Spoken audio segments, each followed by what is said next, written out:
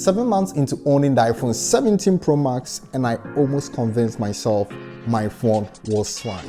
You see, my applications were crashing, but apps do crash from time to time. The phone would constantly reboot, and that was fine, but it wouldn't allow me to install the latest iOS update, which was weird. 3 simple things, each easy to ignore on its own, and I ignored it for days. The reason I'm telling you any of this is that what I learned at the Apple store is the reason I would never look at a glitchy phone the same way again. Here is the thing, the 17 Pro Max is genuinely one of the best phones Apple has put out in a while. The batteries on this device is actually really good, and the camera system is the reason why I upgraded to this phone. The only real complaints that I have is the body scratches way easily when you look at it funny. That might be annoying for people who hate cases like me, but then if you do love cases, you should be good. So when my application started crashing, it didn't register as a problem with the phone. I mean, let's be honest, apps do crash all the time. That is just how it goes. But the crashes were spaced out enough that each one looks like the app's fault, not the device. The most annoying part was the phone will reboot itself in the middle of a FaceTime call, like mid-conversation. So imagine that was my only shot at closing $1 million deal. Apple, you better write your boy some check, like, look sharp. Also, there was this weird thing happening with iOS updates.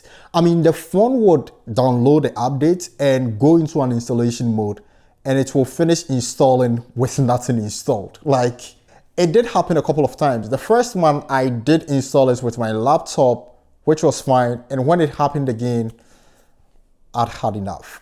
So I called Apple. And while Apple was running diagnostic on my phone, I checked online to see whether other people were having similar issues. And you guessed it, there were a couple of people. Different symptoms, all affecting the same thing, the logic board. You see, the logic board is like the brain of the phone. That is where everything important sits. The chip that runs the whole device, the chip that manages power, storage, cellular modem, all of it. Every signal on your phone passes through this board. So when one component of it starts failing, it doesn't just stay where it started, it ripples out to whatever component that is connected to. And that is why my phone was crashing and failing to install updates, because apps and updates both leans heavily on the chip that runs everything and delivers power to it.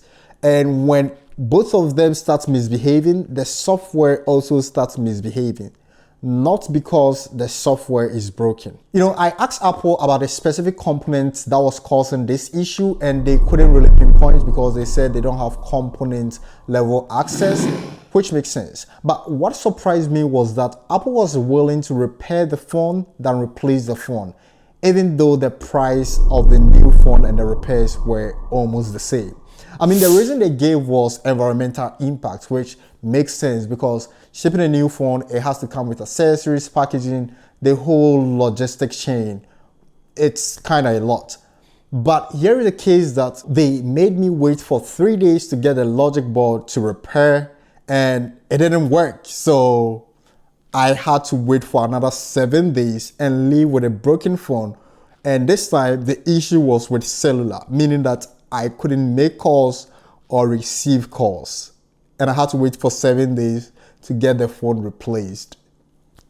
That is kind of interesting. And while at the Apple store, I asked the specialist if this is a known issue with the 17 Pro Max, and this is what she said.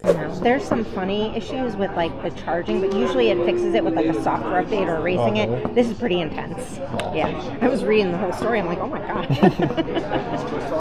2 things stood out to me from that conversation. The first is the standard playbook. When something goes wrong on these devices, the first move, even from Apple, is to update the software or erase the device. And most times it does fix the situation. But also, that is exactly why this kind of failure slips through. The fix that everyone reaches for first is a fix that doesn't apply. The second is what she said at the end. This is pretty intense. That is an Apple specialist saying it out loud on an Apple floor. So whatever this is, they are not used to seeing it. So that makes me think, is this something with the iPhone 17 Pro Max?